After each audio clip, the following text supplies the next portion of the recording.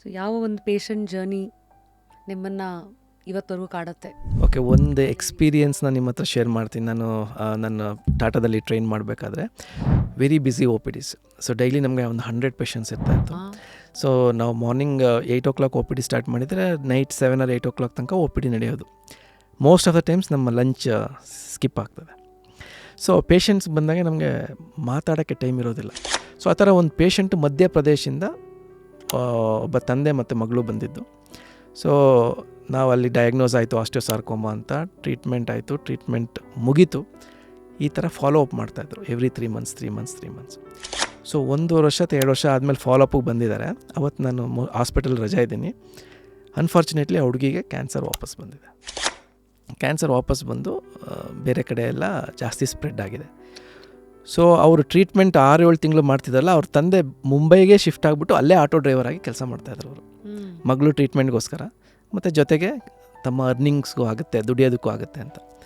So ಅವಾಗೆಲ್ಲ ನಮ್ಮ colleagues ಮತ್ತು ನಮ್ಮ ಸೀನಿಯರ್ ಡಾಕ್ಟರ್ಸ್ ಎಲ್ಲ ನೋಡಿಬಿಟ್ಟು ಹೇಳಿದ್ದಾರೆ, ಕ್ಯಾನ್ಸರ್ ತುಂಬ ಸ್ಪ್ರೆಡ್ ಆಗಿಬಿಟ್ಟಿದೆ, ಇದರಿಂದ ಟ್ರೀಟ್ಮೆಂಟ್ ಮಾಡೋಕ್ಕಾಗೋದಿಲ್ಲ, ಗುಣಪಡಿಸೋವಂಥ ಸ್ಟೇಜಲ್ಲಿಲ್ಲ ಅಂತ. ಸೊ ನಾನು ನೆಕ್ಸ್ಟ್ 1 ವಾರ ಬಿಟ್ಟು ಹಾಸ್ಪಿಟಲ್ಗೆ ಬಂದೆ. ಅವ್ರು ವಾಪಸ್ ಬಂದರು.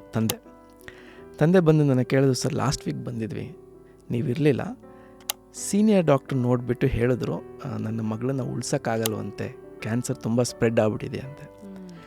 ಆದರೆ ನಾನು ನಿಮ್ಮ ಬಾಯಿಯಿಂದ ಕೇಳಬೇಕು.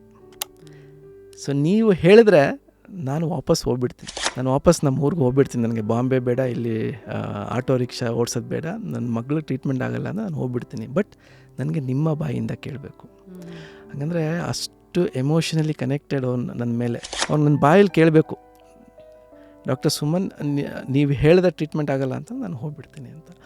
ಸೊ ಆವತ್ತು ನನಗೆ ಅದು ಎಷ್ಟು ಹಿಟ್ಟಾಯಿತು ಅಂತಂತಂದರೆ, ನಾವು ಅನಿಸುತ್ತೆ ನಾವು ಜನದ ಮೇಲೆ ಅಷ್ಟೊಂದು ನಮ್ಮಿಂದ ಅಫೆಕ್ಟ್ ಆಗುತ್ತೆ, ನಾವು ಅವ್ರಿಗೆ ಹೆಲ್ಪ್ ಮಾಡ್ತಾಯಿದ್ದೀವ ಅಂತ. ಬಟ್ ಜನ ದೇ ಆರ್ ಸೋ ಗ್ರೇಟ್ಫುಲ್. ನಾವು ಸಣ್ಣ ಮಾಡೋದನ್ನು ಅಷ್ಟು ಅವರು ಗ್ರೇಟ್ಫುಲ್ಲಾಗಿ ತೊಗೊಳ್ತಾರೆ. So that actually it shook me. Full ವಿಡಿಯೋನ ನೋಡಿ on rapid Rashmi's YouTube channel.